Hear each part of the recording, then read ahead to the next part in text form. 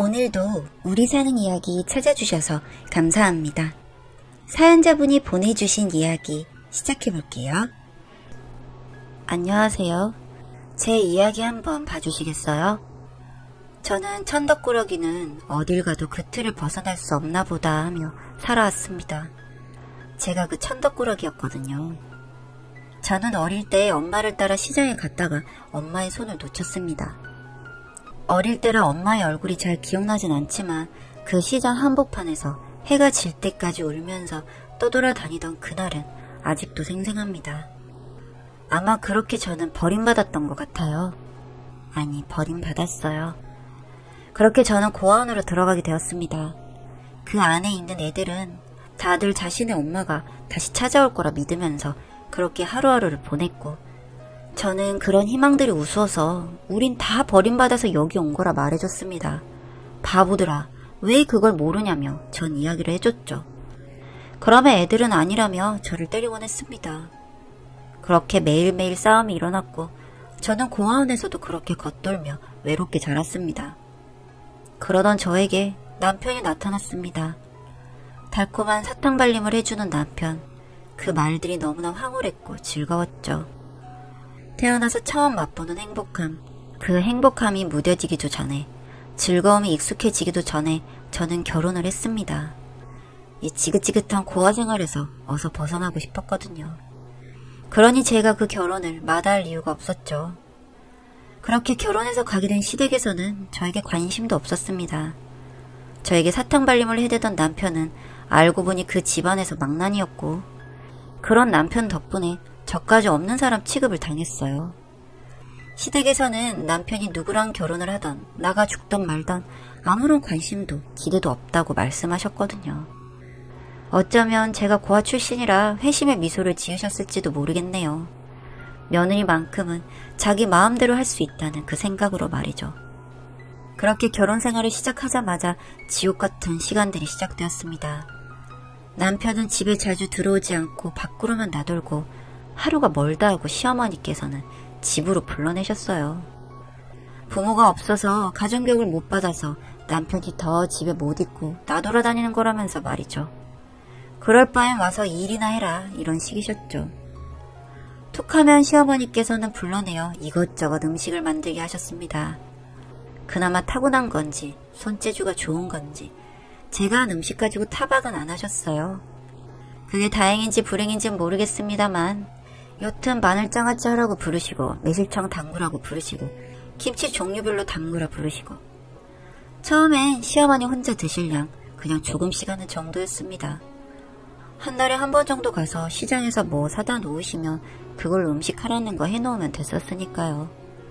그냥 봉사활동이다 생각하고 한쪽 눈 감고 한쪽 귀 닫고 묵묵히 음식만 하고 나왔습니다. 하지만 언젠가부터 부르는 횟수도 잦아지고 음식하는 양도 많아지더군요.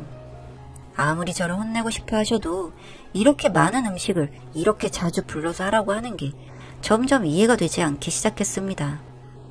그리고 그 이유를 알아내는 데는 얼마 시간이 걸리지 않았습니다. 남편의 형 아주버님의 와이프, 저 형님께서는 큰 고깃집을 운영하십니다.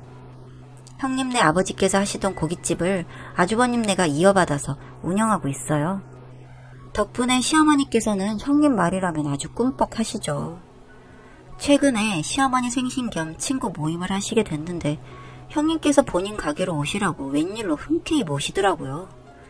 평소엔 절대 가게를 핑계대시며 시댁에 얼굴 한번 내밀지 않으시는 분께서 말이죠.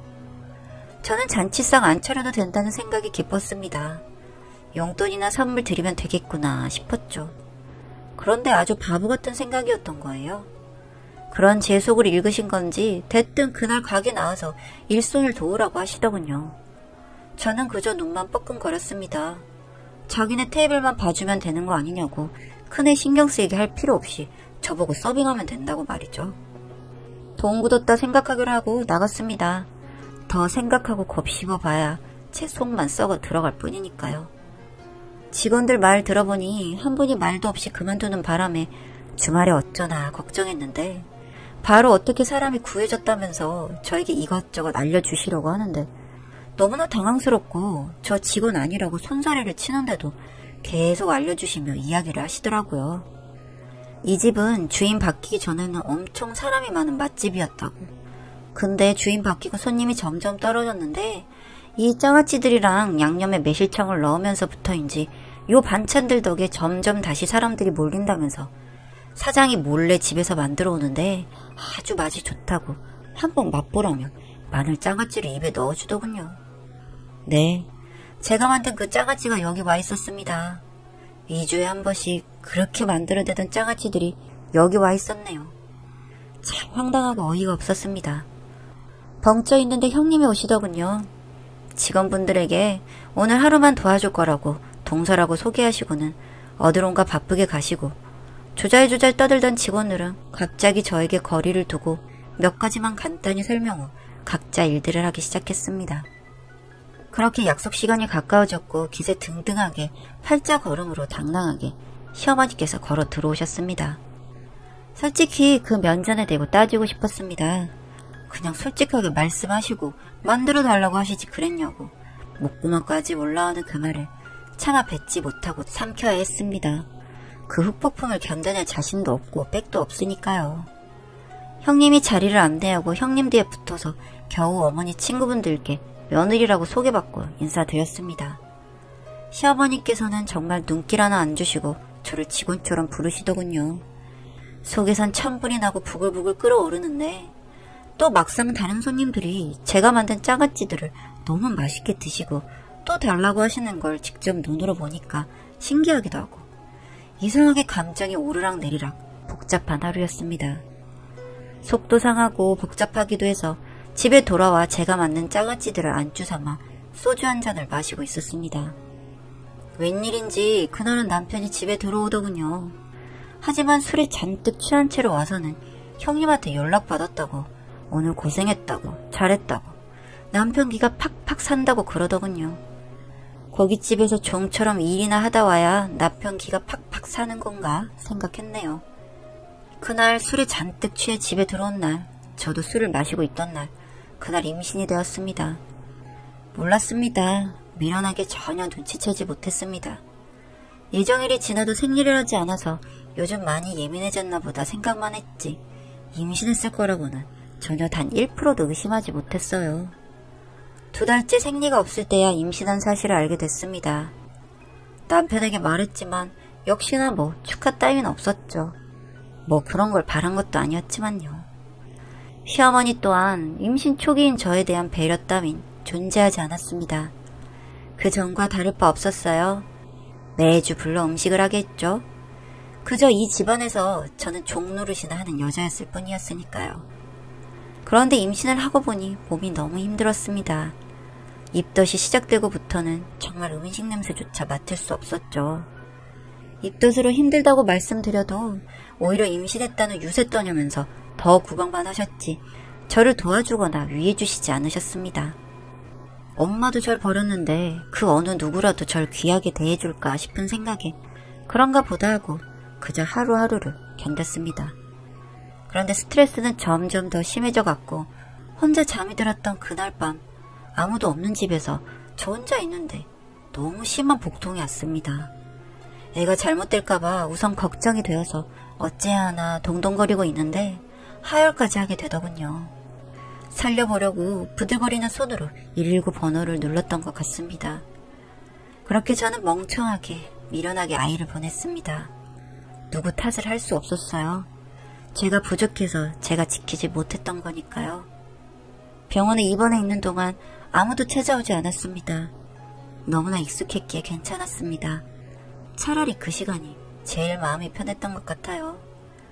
태어난 후 시어머니 구박은 날이 갈수록 심해지시더군요. 여자 구실도 제대로 못하는 돈 갉아먹는 귀신, 애 하나 제대로 품지 못해서 죽인 점점 가시돋친 말들을 저에게 퍼부어대셨습니다. 저는 점점 피폐해져 갔고 지쳐가고 있었습니다. 감정은 메마를 대로 메말라 어떠한 상처도 아픔도 느끼지 못했어요. 그리고 제가 태어난 지 한 달 후 남편은 새로운 여자의 손을 잡고 제 앞에 나타났습니다. 그 여자가 임신을 했대요. 웃음이 났습니다.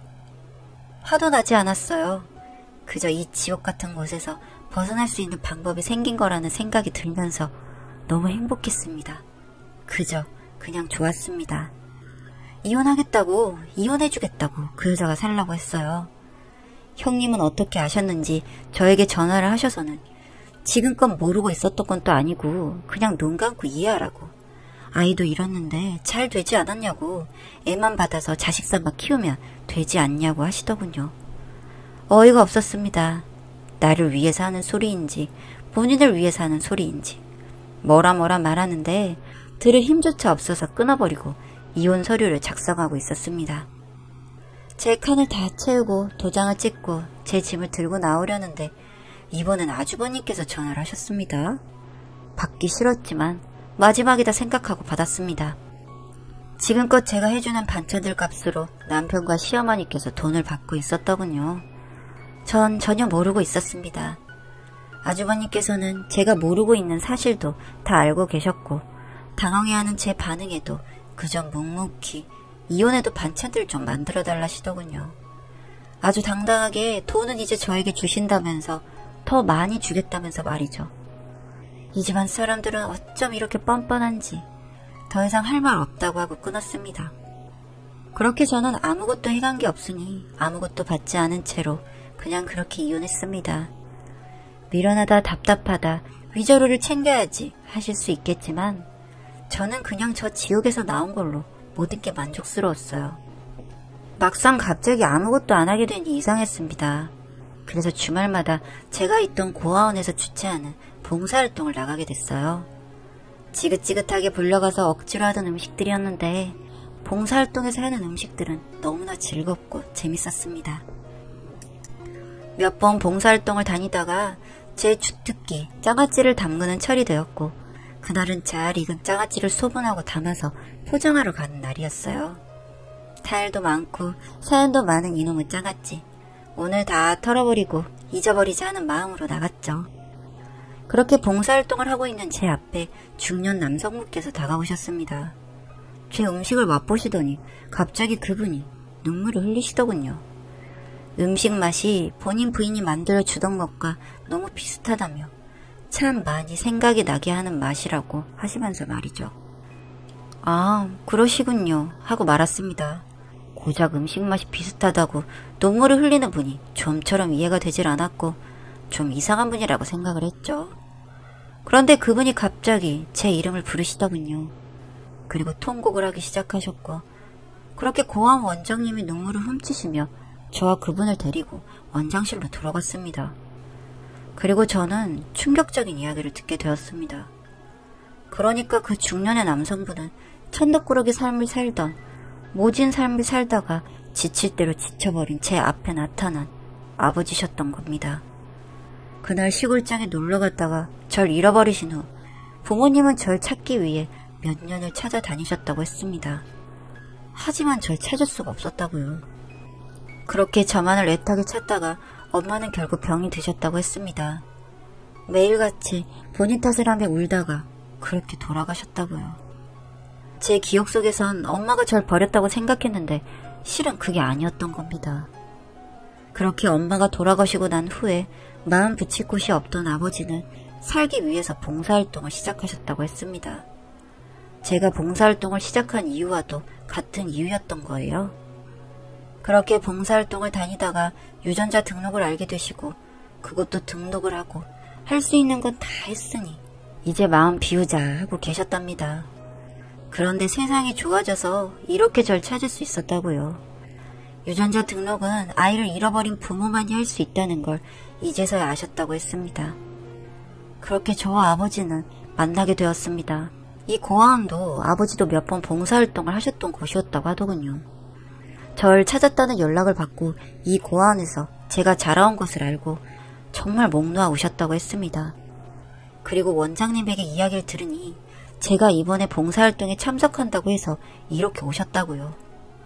오늘 만나는 이날을 얼마나 기다렸는지 모른다며 떨리는 목소리로 말씀을 하시는데 그동안은 이게 무슨 일인가 했던 저도 눈물이 흐르기 시작했습니다.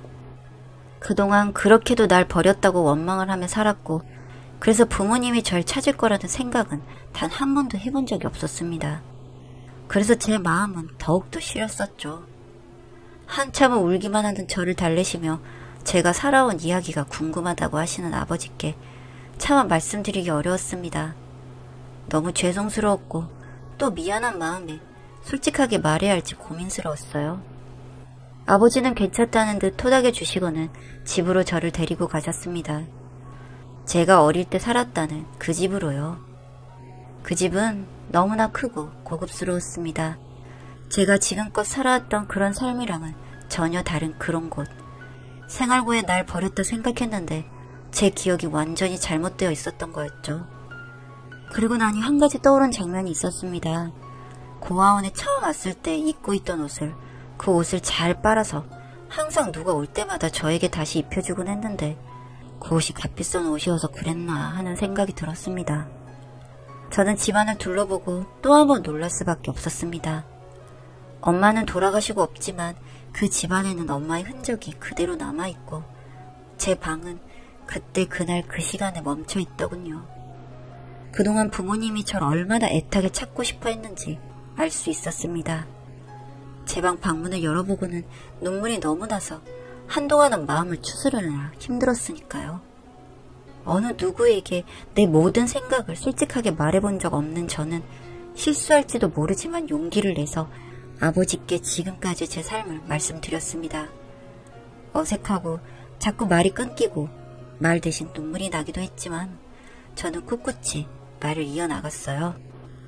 가만히 듣고 계시던 아버지께서는 잠시 눈물을 훔치시고는 무얼 하고 싶은지 물으시더군요.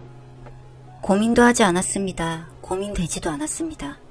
그날 손님들이 제 음식을 먹고 좋아하시는 모습이 잊혀지질 않는다 말씀드렸고 정말 꼭 그 가게 바로 옆에서 장사하고 싶다고 말씀드렸어요. 저에게 뭘 못해주겠냐며 좀 더 편하게 지낼 수 있는데 꼭 가게를 해야겠냐고 하셨던 아버지도 제 뜻을 받아들여 주시고는 가게를 준비해 주셨습니다. 그 가게가 준비되는 동안 저는 단 한 번도 그곳을 찾지 않았습니다. 그리고는 개업식 날 떨리는 마음으로 아버지의 손을 잡고 가게로 나갔습니다. 아침 일찍 도착한 가게. 정말 제가 원하는 대로 그 가게 바로 옆 건물 1층, 제 상상보다 더 예쁜 가게가 눈앞에 있었어요. 제 주제에 이런 가게를 운영하게 될 줄은 몰랐는데 믿기지 않으면서도 참 행복했습니다. 준비를 한참 하고 잠시 밖을 나와보니 전 남편도 그 가게에서 일을 하는지 온 집안 식구들이 그 가게에 매달려 있더군요. 손님이 여전히 있는 것처럼 보이자 좀 화는 났습니다만 그 손님들을 다 뺏어오는 데는 얼마 걸리지 않았습니다. 상황은 완전히 역전이 되어 가끔 저희 가게가 가득 차면 옆 가게로 가시는 손님들이 조금 계실 뿐 그 가게는 서서히 망해가는 분위기였죠. 경쟁 가게라 생각해서 그런지 그 인간들은 찾아와서 보지도 않더군요. 이거 어떻게 충격을 줘야 하나 하고 있었는데 뭐 그 시간은 오래지 않아 찾아왔습니다. 한참 바쁜 주말 저녁 시간 익숙한 팔자 걸음걸이로 은근슬쩍 제 가게 앞을 시어머니와 아주버님이 지나가시더군요. 그러다가 카운터에 앉아있는 제 얼굴을 보시고는 얼굴이 파랗게 질려서는 바로 당신들 가게로 가셨습니다. 이혼하고 돈 한 푼 안 받고 쫓겨나듯 나간 사람이 1년 만에 으리으리한 가게 주인으로 나타나서일까요? 무슨 귀신이라도 본 것 마냥 도망치듯 가게를 나가버리시더군요. 그렇게 가게 마감을 하고 정리를 하고 있었습니다. 그랬더니 그 집안 사람들이 떼를 지어 가게 안으로 들어오더군요. 저희 직원들이 놀라 그들에게 가게 마감했으니 나중에 오시라고 했지만 그런 말이 통할 사람들이 아니죠. 직원들을 밀쳐내며 볼 일이 있다며 니들이 뭔데 막냐고 막무가내로 가게 안으로 들어오려고 했습니다.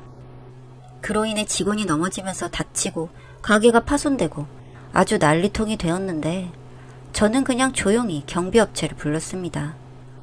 직원들은 병원 보내고 저는 그 가족들과 경찰서로 갔습니다. 아무 말 하지 않고 있는 저에게 어찌나 할 말들이 많으신지. 상도덕도 없냐, 어떻게 바로 옆에 가게를 오픈하냐, 한때 가족이었던 사람이 더 한다고 하더군요. 온 가족이 이거 가게 하나 매달려서 장사하고 있는데 제 가게 생기고 아예 파리만 날린다고. 다 쫄쫄 굶게 생겼다고 어떻게 이렇게 야박하냐고 말이죠. 참 듣고 있자니 웃음만 나오더군요. 그 와중에 망나니 전 남편은 참 말도 안 되는 짓거리를 저지르는데 정말 구제불능이구나 싶었습니다. 세상에 갓난아이를 안고 있는 젊은 와이프를 두고서 저에게 치근대더군요.